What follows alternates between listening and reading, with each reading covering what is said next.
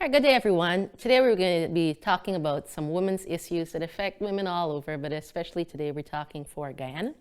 Before we go any farther, we want to say a prayer, just invite the Lord's presence so that I'll be able to say exactly what I need to say in the way that I need to say it so that you can be blessed and you can be helped. So let's pray.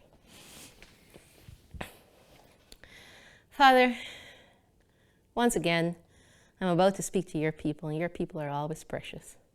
You sent your son to die for all people, and we want to be able to come into the light of health, reform, being able to come into obedience to the laws of health so that we might have health, because we know you desire us to be happy.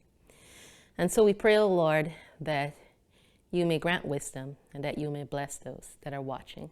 In Jesus' name, amen.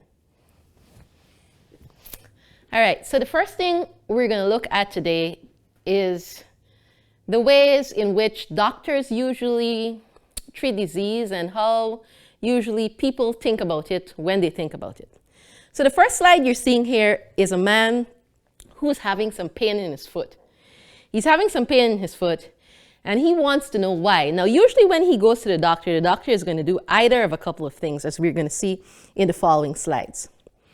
One of the things that a doctor might suggest is giving him an injection in the foot.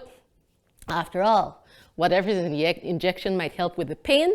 And so the doctor will say, would you like some sort of injection for the pain? I'm sure many of you have had pain before, especially if you're women and you're struggling with varying levels of pain. This is one of the things that a doctor will tell you to do.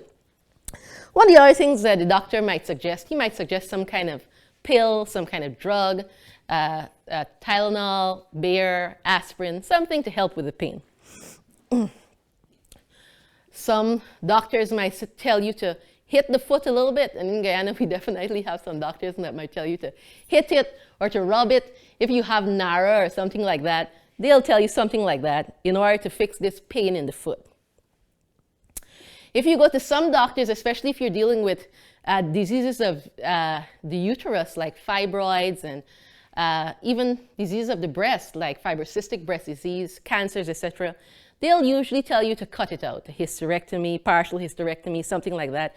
I'm sure most of you have had those kinds of experiences, or you've known somebody that have had those kinds of experiences. But biblically speaking, we want to reason from cause to effect. If a plant has a problem, we don't just decide that the problem with the plant is the leaf. We need to check the root. And if we can fix the root, if we can give the plant what it needs, then usually, whether we're talking Belanger, okra, it doesn't really matter, we would be able to get some good produce. In this case, with the pain in the foot, the problem was that there was a stone in the shoe. So if the doctor had just taken off the shoe, we could have solved pretty much the problem. But instead of looking for causes and root problems, normally we inject, we medicate, we cut. So today we're going to go through a program that's going to help you to understand more of how the disease works. If we understand more about how the disease works, then we can understand how to fix the problems that cause it. If we take away the problems that cause it, then we take away the disease. So let's get into this. The first thing we're going to be talking about is brain health. Brain health is a big topic, and I don't have time this afternoon to go through everything that has to do with brain health.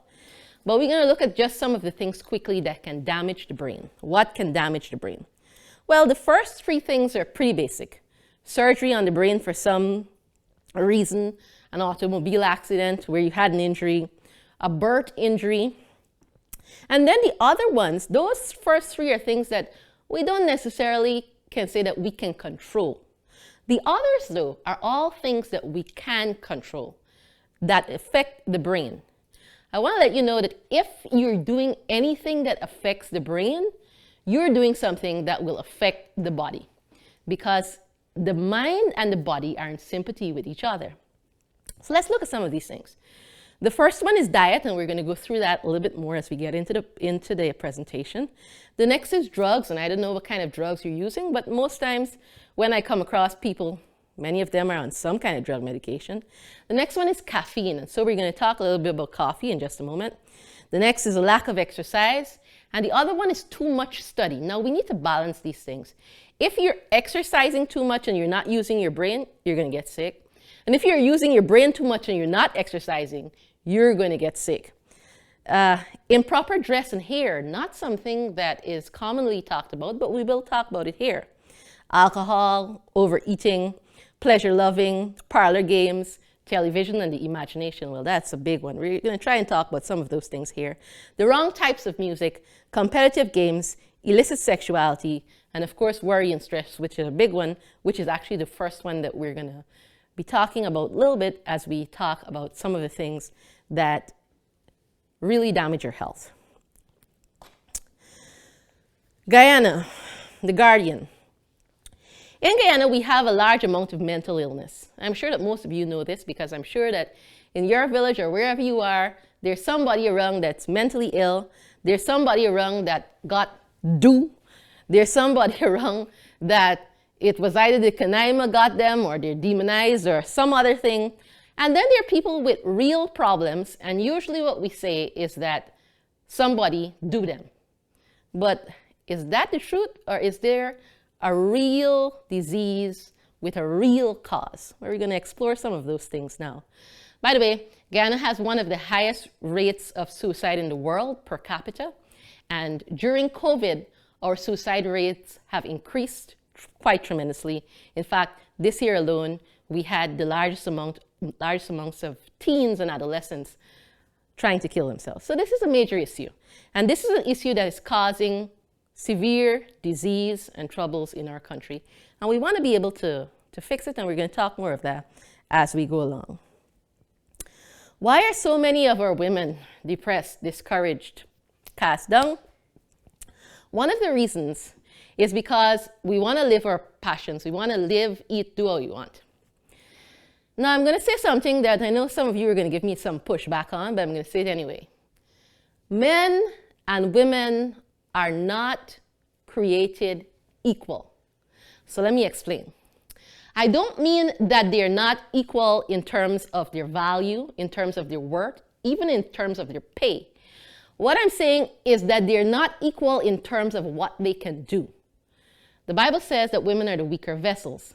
And so it's not possible that I can do everything that a man can do. And I mean, I can do quite a few things, but not everything that men can do. I'm just not that strong.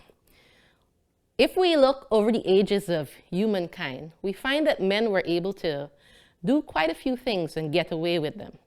Women have always tried to be fairly kind of decent. However, in the last couple of years in Guyana here, you can tell me, and this is true, women have begun to drink as hard and as much as men. Women have begun to sport as hard and as much as men. And this has caused a great trouble because women just do not have the vitality to do it. Now, men shouldn't do it either. I'm not trying to, let them off the hook. But I'm saying because our women have begun to behave like men, they cheat, we cheat. They drink, we drink. They smoke, we smoke. And how many of us have not passed the bars and seen that the women are out there as much as the men doing exactly what they're doing? And women just do not have the vitality.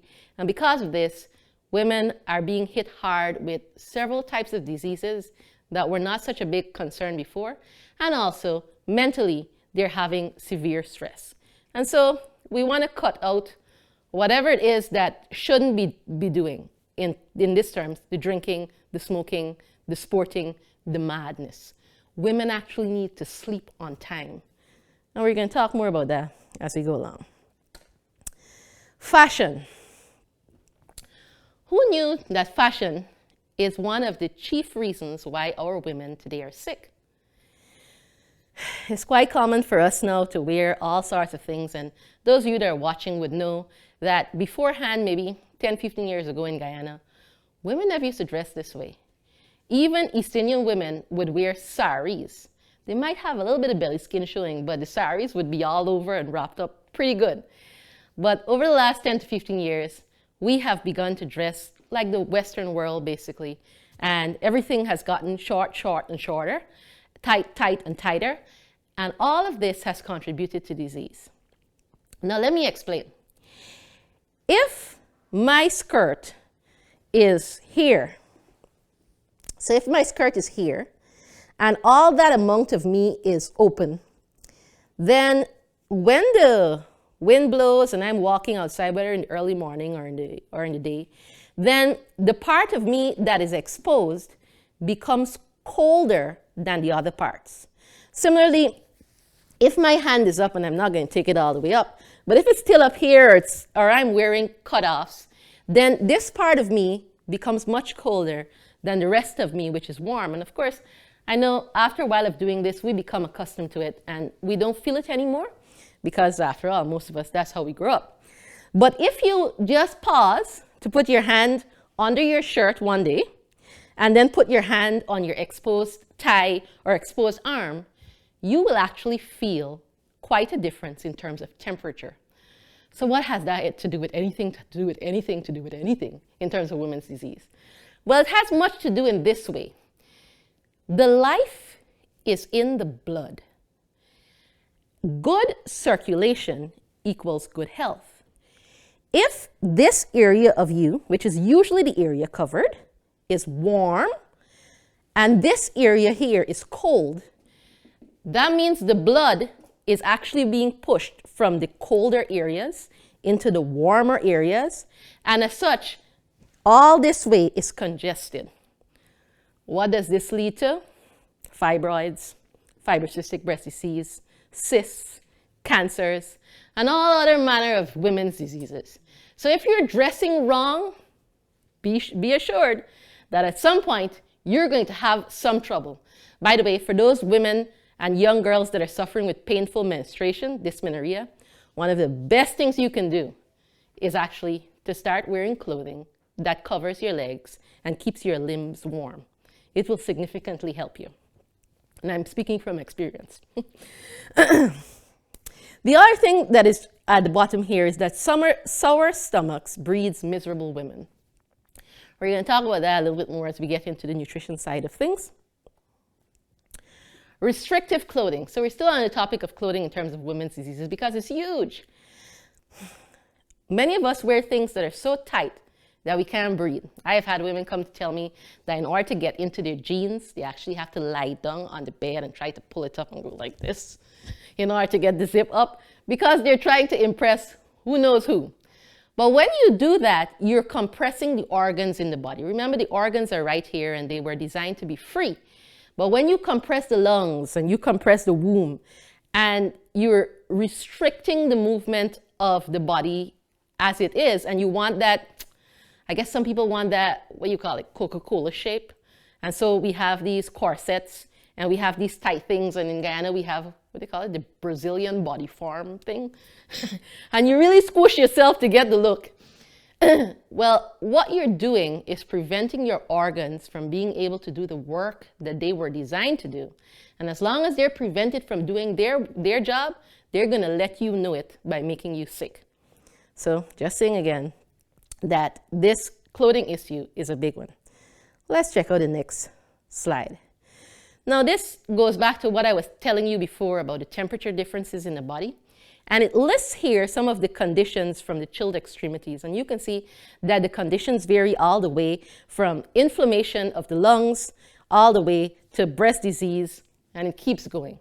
And so we want to be careful again of the things we are wearing. I know it might sound almost trivial that disease of women is largely contributed to by the way we dress, but it's actually very, very true. Negative attitudes. Well, like I said, not only does Guyana have one of the highest rates of suicide and mental depression and all of this stuff, we have a whole lot of just negativity. And with COVID right now, everybody knows if you're living in one of the Amerindian villages, you're happy because we're not all masked up. But if you go out to town, it's almost like a different world. And it is having an effect on the mind. Not only on the mind of our women, but on the minds of our children too. And so we want to be able to think positive thoughts. The best method I know of doing this is just thinking about heaven and about Jesus and about when all this world is going to be over. And I would suggest you try the same thing too. So we want to have good thoughts because, again, our thoughts affect our bodies. And if we're depressed, if we're unhappy for any length of time, then it's only a matter of time before we get sick. And this is true of anybody. Ask any cancer patient you know, anybody that you know with autoimmune disease. If before they were diagnosed, how long before they had trauma, they had grief, they had something that really put their bodies under severe stress. And you'll see that it's true. How we think, how we handle stress, our emotions have an effect on the body and on disease. So what happens when you smile? I always say it's easier to smile than to frown, and you will always find me laughing or smiling or singing or doing something that's happy because of the fact that happiness reflects upon the mind, which reflects upon the body. And I know I'm being a little repetitious here, but stay with me. So you can read on the screen some of the fun facts about smiling, and I encourage you to smile even when you don't feel like smiling.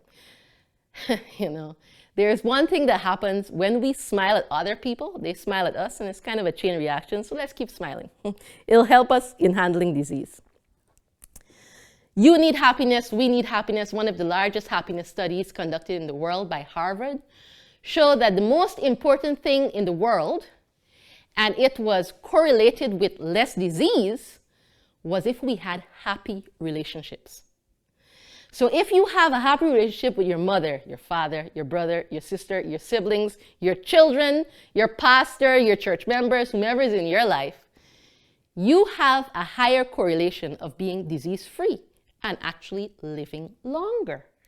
But, however, if the relationships in your life are sour and horrible and bad, and if you've come through a bad divorce or a bad, your children are not behaving well, and things are just falling apart for you, and you do not know how to cope with them, you have a higher correlation to disease and death. Again, same thing. I know I'm saying it a lot, but how you are in your mind clearly affects how you are in your body.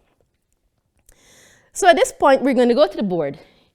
And what you're seeing here is blood tests from someone that was taken that shows how fats are in their blood. And it's pretty amazing to think that when somebody takes a blood sample from you and put it in a test tube, that all that fatty layer can be seen in the blood.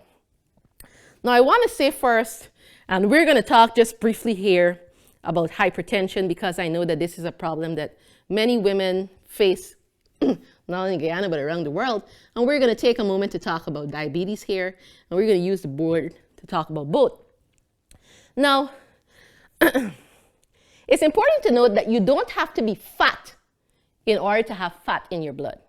You can be fit, you can look like a supermodel, and still have very high fat levels in your blood. So let's talk a little bit about hypertension. And let me draw something here for you.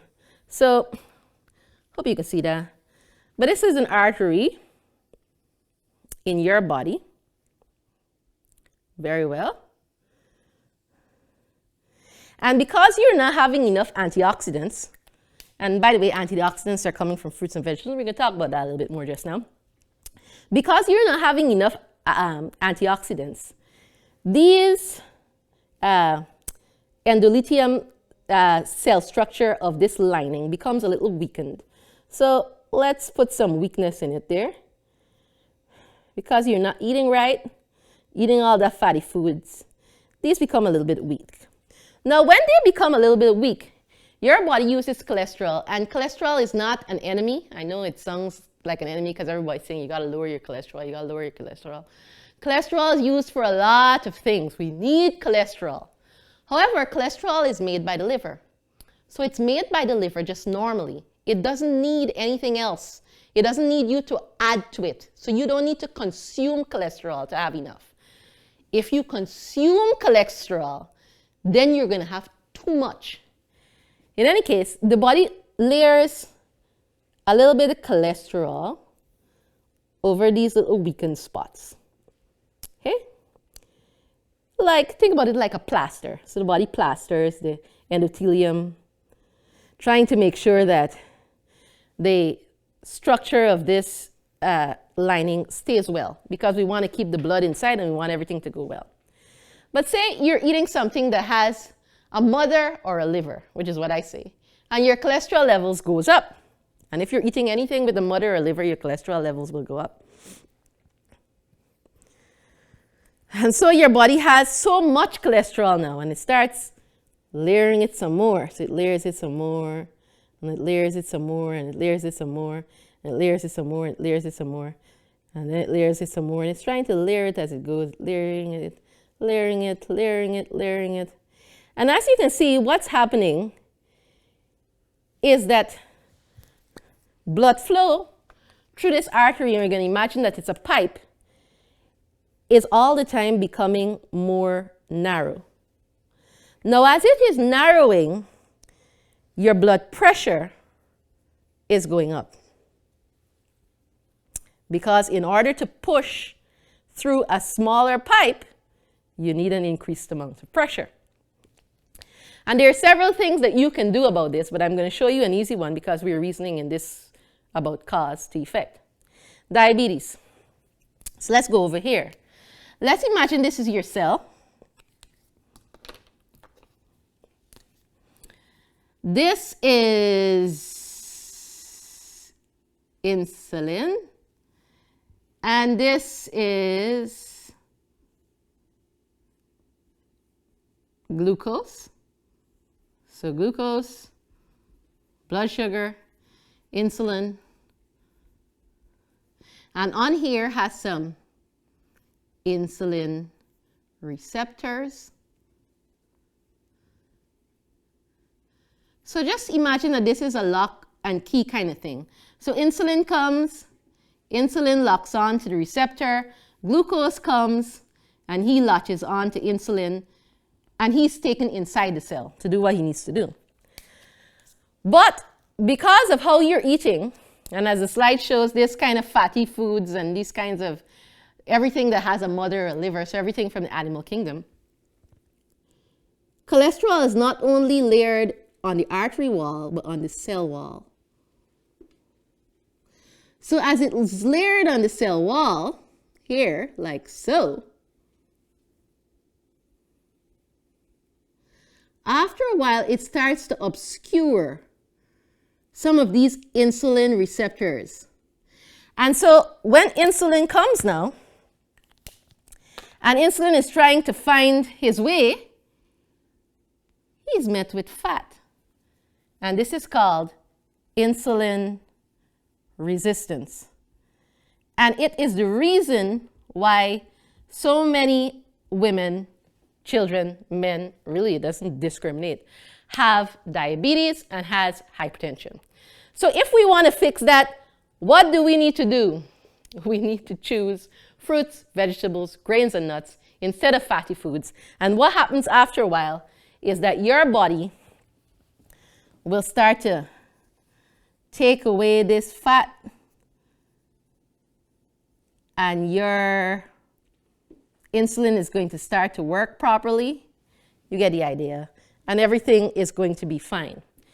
Now, coming back to this slide here, when oxidation starts to happen in this, and this becomes kind of unstable, and a foam cell begins to form like this. One day, because the blood is coming through at such high pressure, it breaks off a piece of this here. And this goes floating. And it locks off the artery so the blood doesn't flow. When this happens to the head, it's an ischemic attack, and that's a stroke. When it happens to the heart, it's a myocardial infarction, and that's a heart attack.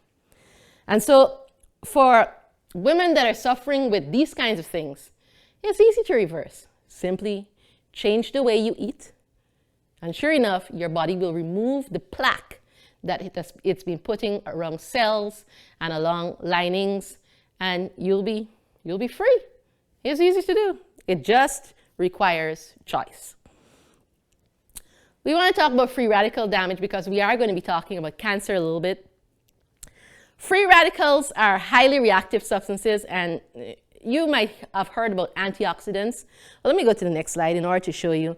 Now, this is how cancer happens, because cells are, let me go to the board, even though I have the slide, it's just better. When you have a cell, cells have electrons. You can see it there, right? And they come in pairs.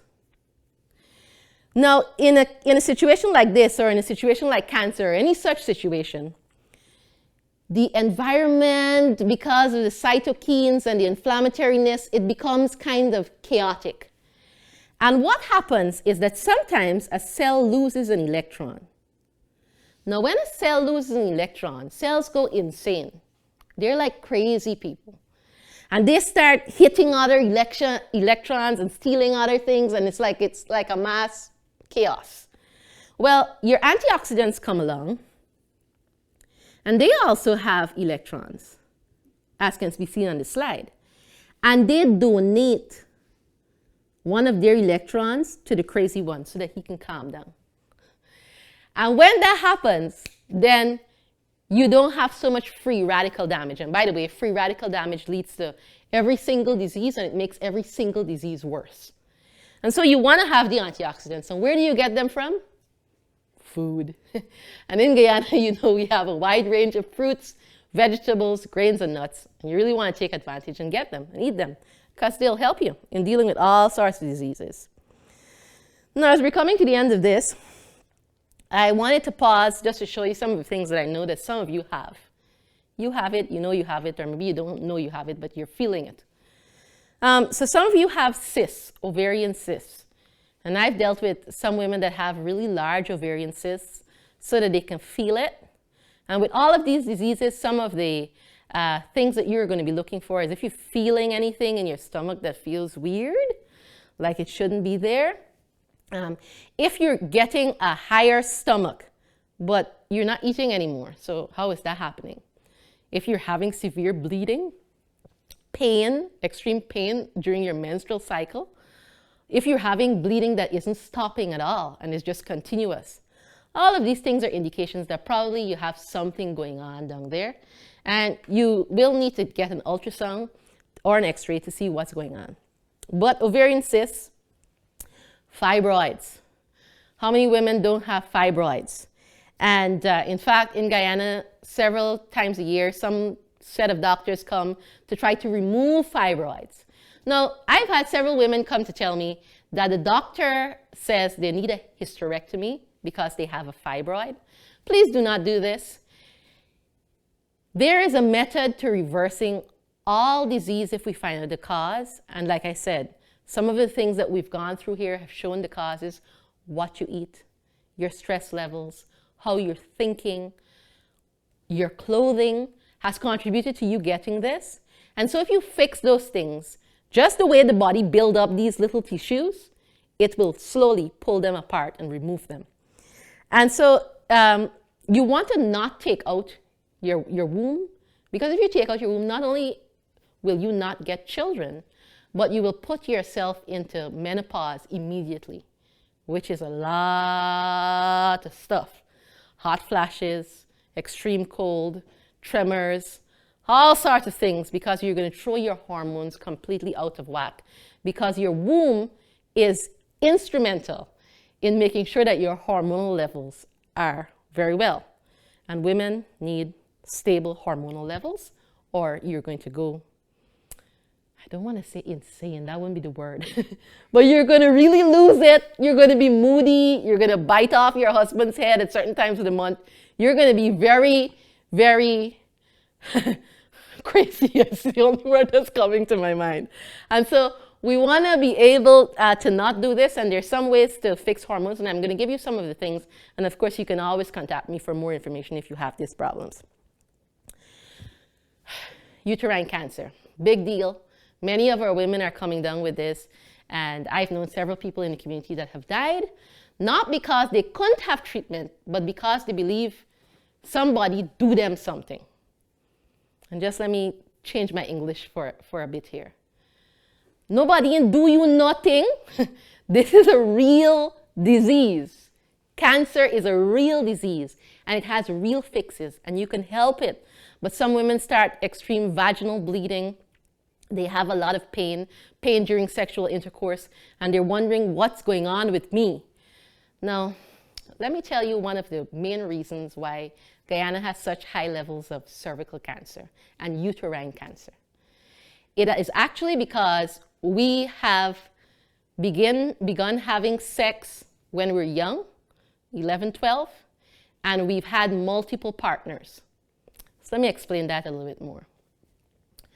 God designed for Adam to be with Eve. That's two. Sperm is seen by the human body as an invading enemy. And your body actually sends forth white blood cells to kill sperm. So that sperm would die if that sperm wasn't so motile and fast. So when a man ejaculates into a woman, it is shotgun in so much speed, and those little fellows start swimming with so much motility. Well, most of them, some men have some troubles, but with so much motility that they get where they have to go. But they have to go through a whole line of defense by the woman, because the woman sees the sperm as an invading enemy. However, after a while of being with one partner, your body says, it seems that this woman likes this white stuff from this particular guy. And your body actually memorizes the sperm of that particular guy. And he becomes almost like oh, we don't really like him, but she seems to like him. So he's a welcome guest. And your body stops fighting against him. And so it's all okay. But when you go from partner to partner, Steve and Harry and Canary and all the rest, then you see how that area there in that cervical cancer, that tissue becomes, it's going under oxidation. That's why those cells are just, their electrons are being stolen, and it's from one to the next, and the cancer is growing. That's because your body has been fighting against so many sperm samples that it has created a war zone, which has weakened the area and put it at a low level to be able to resist oxidative damage. And that's one of the biggest reasons why cervical cancer and uterine cancer is a major problem. If you haven't, so if you're a young girl and you're looking at this and you haven't done that, please preserve your virginity for one. Can it happen? Yes, we can. If, however, you've lived your life and you've done all of that, just know that the Lord is still able to preserve and save, and He's willing, and there are things that you can do for this. But we have to reverse some of the things that we've already done and do some of the things that I've been telling you about. Dysmenorrhea, painful menstruation, it's big. And if you just do what I told you, think well, dress well, eat well, painful mens is going to go away. And I'm going to tell you a few more things that can help you. So the Bible says in Proverbs 26:2, the curse causeless shall not come. And those are some diseases. All the diseases that we're talking about are curses. And they're, I'm sure it feels like a curse if you've had it. And it doesn't come without a cause. So we've looked at some of the causes. So what can we do? Follow the owner's manual. Who's the owner? Know ye not that your body is a temple of the living God? What is His manual? The Bible. Follow the Bible. Follow the science. Follow reason. Things don't just happen to you. There's usually a reason for the things that happen in life. Educate yourself. Find out things. Ask questions. You know who asks the most questions in the world? Little kids. And then as they grow, guess what they start doing? Asking less questions. Why do they do that? Because actually, as we grow older, we stop learning. This is a terrible thing. We want to keep asking questions, especially about our bodies, because this is the house that we live in. And if we don't take care of the house that we live in, then who will, right? So let your food be your medicine and your lifestyle. And remember that all of the burdens that you're going through can be lifted on Calvary. Now, for those of you that have some hormonal imbalances, I'm just going to call a few herbs that may help you. So chaste berry, red raspberry leaf. There are a couple of others, and there are a couple of things that you can use right in Guyana. So there's a whole book on the herbs of the Caribbean that are very effective in dealing with some of these things. There's some baths that you want to figure out how to do it. So I don't have time to go into this right now, but I'm going to let you know Cysts baths are one of them that are very good for several troubles here. For those of you that have dysmenorrhea, get yourself hot water bottle or learn how to do hot fomentations. It will help you tremendously. And for those of you that have several troubles, including being moody during some times of the month, and maybe your husband knows when is that time of the month and he tells you your period is coming because you're cranky, try Anna's Wild Yam Cream because that will help you. And of course, there are other things that you can do, but you can always get in contact with me.